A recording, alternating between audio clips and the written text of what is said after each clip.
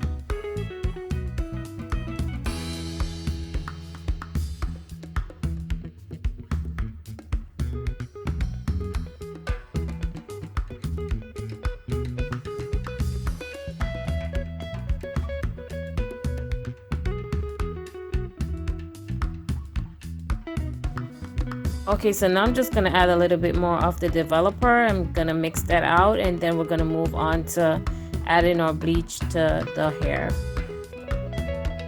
Okay guys, so now we're moving on to dyeing the hair, and I wasn't able to find my gator clip, so I'm just gonna make this clip work along with braiding the hair right through. So now I'm just gonna go ahead and start adding the bleach to the hair, and I'm not gonna go row by row. I'm just gonna add it to sections at a time, and then just go through to ensure the entire head is covered, the entire wig is covered, especially since I will be dyeing the hair after this. I just want to lift the hair to add the dye, so I'm not using any special technique. I'm just adding the bleach to the hair and going right through the entire head all the way to the top.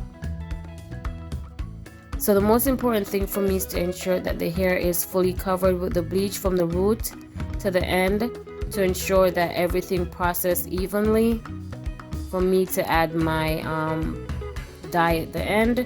Even if a section is probably not on the same level, then that's okay, but I just want to make sure that everything is covered and I'm not having anything left in black.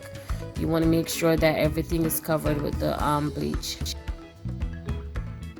So since I will be repeating the same process all the way to the top, I'm just going to let you guys watch me as I continue bleaching the hair all the way to the top of the closure.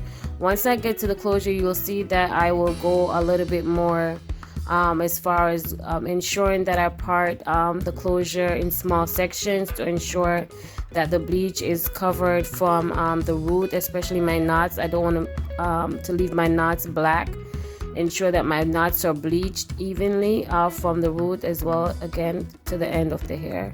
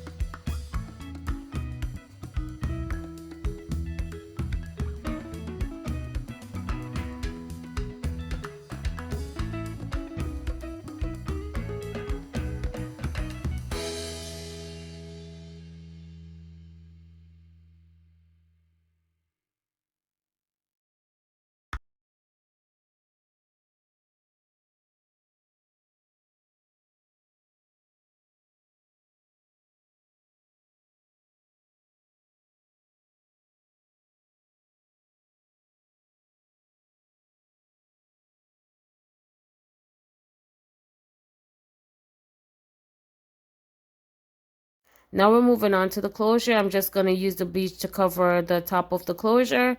And then I'm going to start parting section by section to ensure that I cover everything from the roots of the hair and to the ends. I don't go all the way pressing the brush into the root of the closure. I just ensure that I cover from the root to the ends, but I'm not pressing it in for it to go under the closure.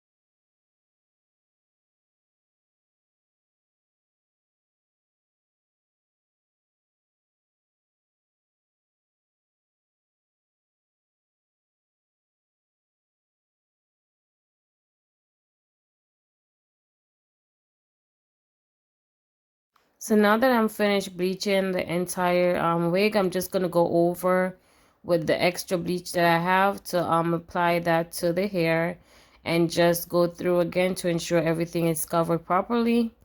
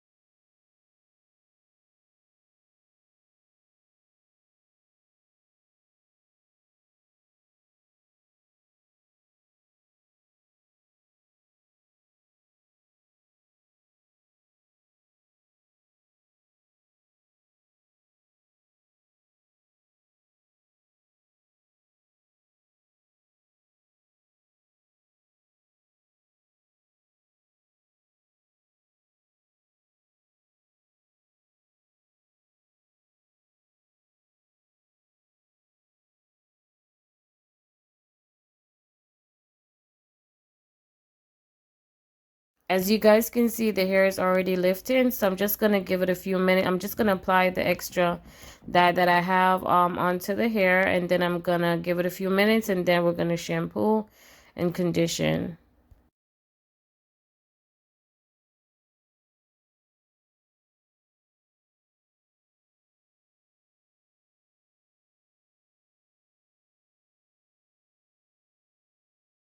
So this is your wig completely covered with the bleach.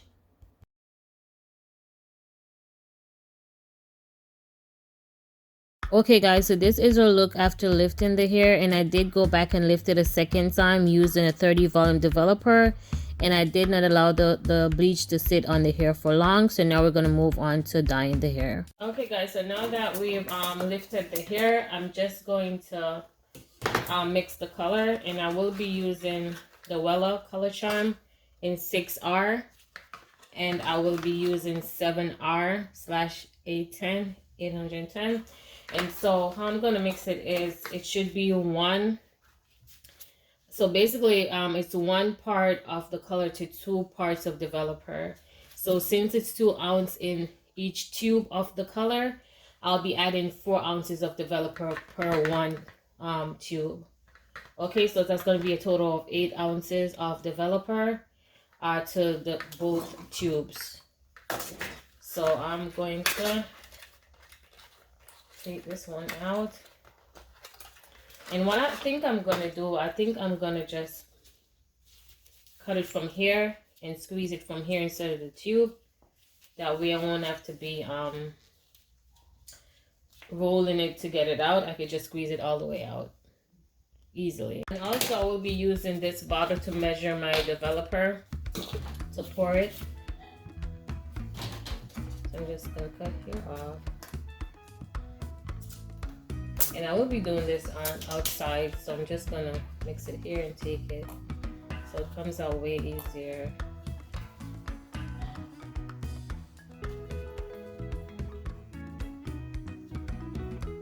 Smell of this can be strong.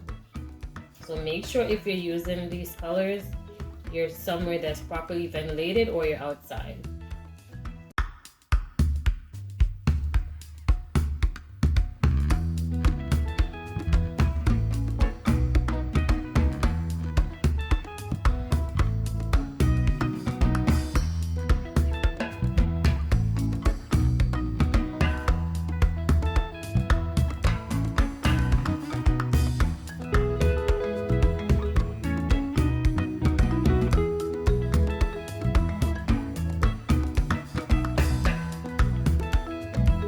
So now I'm gonna add the developer, and since I just did 1 tube, so I'm gonna add 4 ounces because it's 2 ounces in the tube.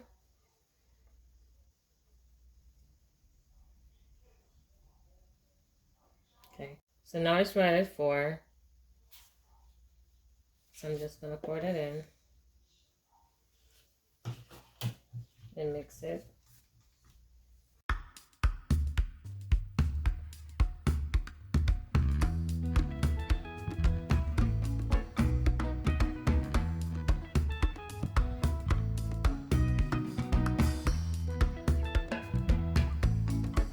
Okay guys, so now we're going to cut and add the second tube of color.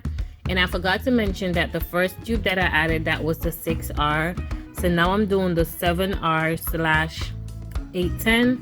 So once I add this to the container, to my mixing bowl, I'm going to go ahead and mix it with 4 ounces of developer. Since it's 2 ounces of color in the tube. So I'm going to mix that with 4 ounces of developer. And after I've added the developer to my mixing bowl, I'm just going to ensure that the dye is mixed properly. After mixing it, I'm just going to move on to adding the dye to my wig. As you guys can see, I am using a 20 volume developer, but I'm not sure if I mentioned that when I was talking about the 2 different dyes that I will be mixing to achieve this color that I'm doing on the wig. Whenever I'm dyeing my wigs, I always use a 20 volume developer. Sometimes I lift the hair prior to adding the dye, sometimes I don't. It depends on the color I'm trying to achieve.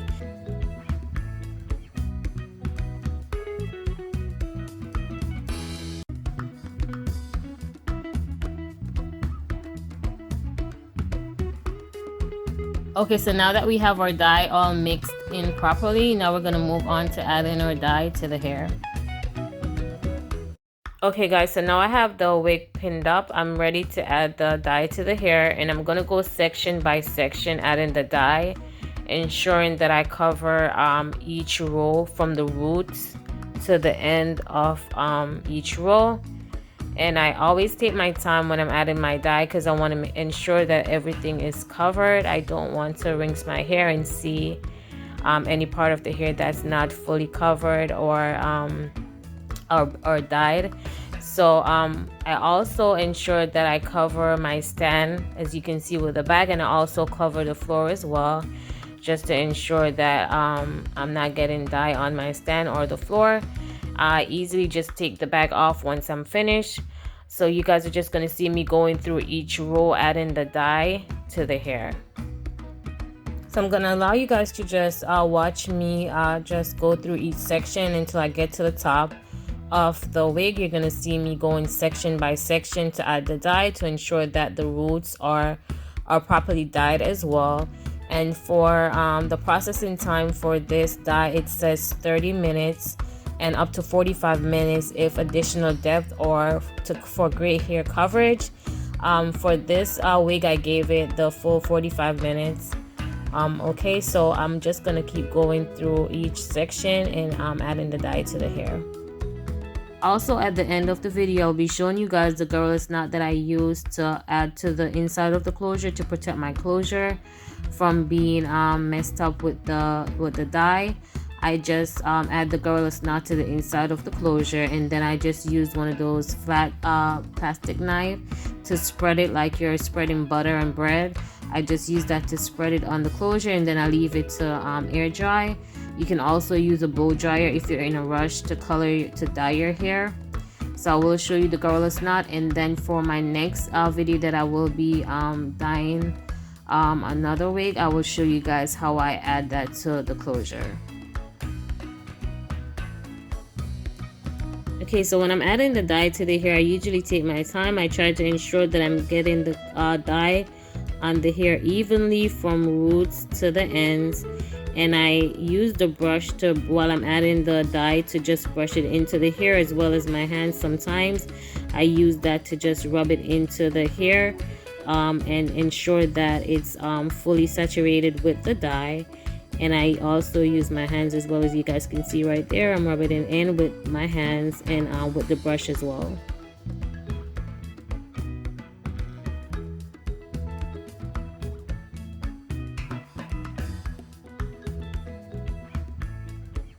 Okay guys, so for faster application from the middle to the top part of our wig, I'm just gonna be applying the dye to the entire section. And then after I've applied it to the entire section, I'm gonna go through row by row to ensure that I have the hair covered from roots to ends with the dye.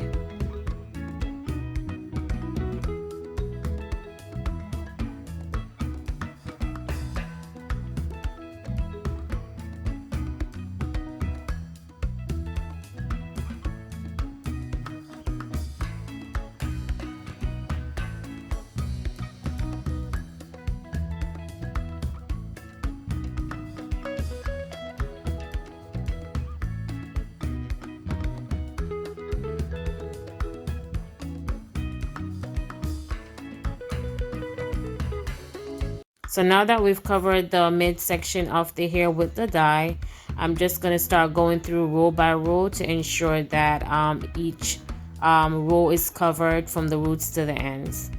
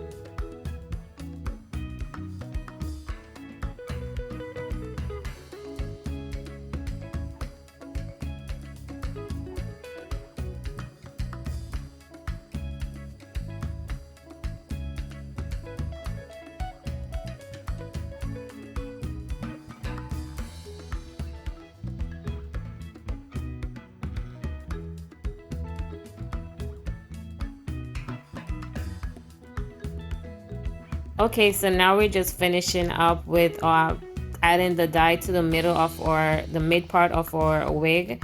So I'm just going to ensure that the front part is nicely covered with the dye, ensure everything is nicely saturated. Then I'm going to be moving on to the top part of our wig, as well as the closure.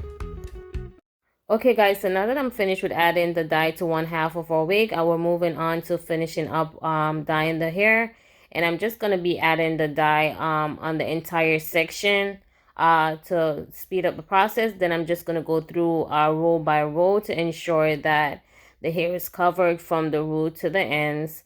And then once I get to the closure, I will be making small parts just to ensure that I'm getting everything covered from the roots to the ends. I want to ensure that my knots are bleached as well, because if you don't, I've had it where if I added the dye and if I don't ensure that it's covered fully, then your knots are going to be looking black, and you don't want that, or darker or lighter, depending on the color that you have on the wig before dyeing. So you want to make sure that you cover your knots properly. And that's why I use the Gorillaz knot to protect my closure, the lace of my closure. So once I go in with the dye, it does not mess up my lace. Okay.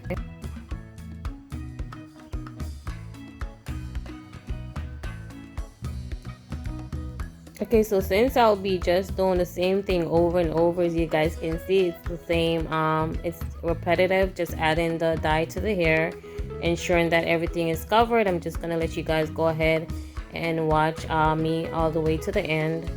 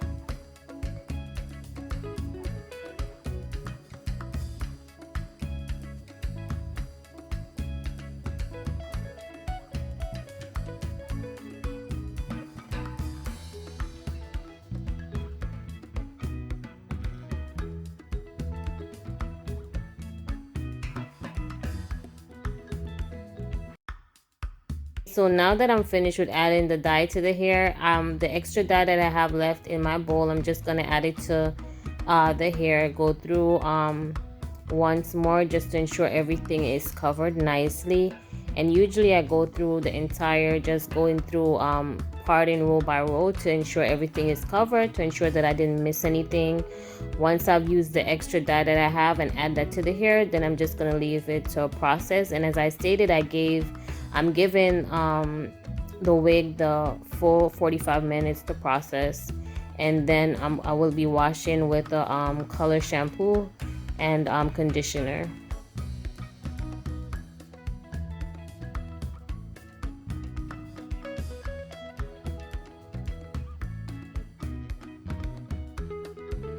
So I hope you guys really enjoyed this video and you learned something. Thank you so much for watching. Please remember to like, share, and subscribe. And I will, once the wig is dry, I will be just shaping it. I won't be cutting it because I already cut it, but I realized from dyeing the hair, it stretched the curls a little bit, so I will be just shaping it a little bit.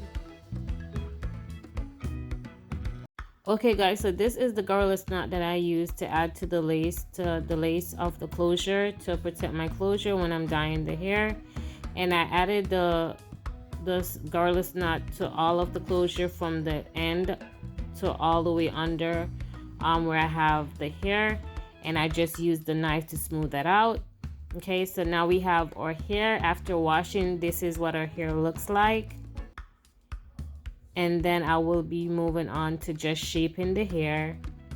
Not gonna really cut it because I already did. I'm just shaping it because the color, the dye kind of stretched the curls a bit. Okay, so I've parted my hair into two sections to shape the hair.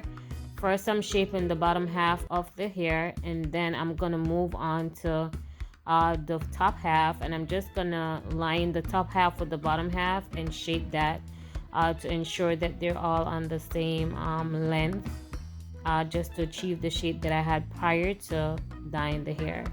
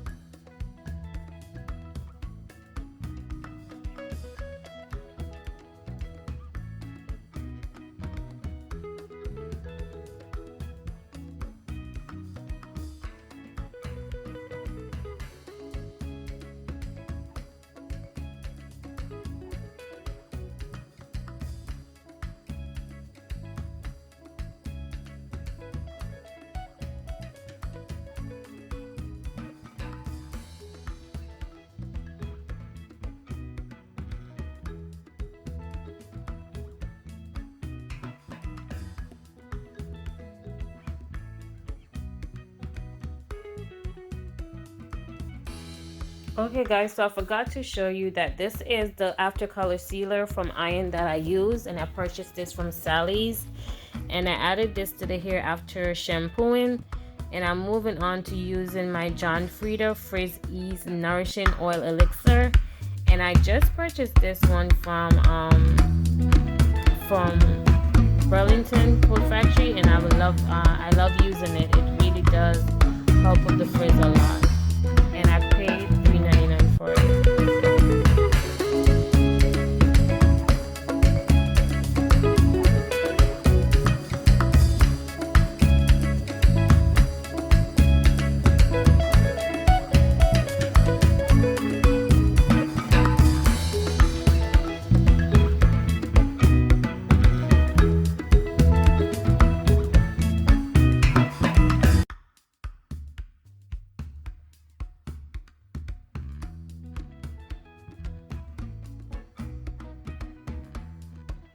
Okay guys, so this is our finished look. I hope you guys enjoyed watching this video. Please remember to like, share, and subscribe.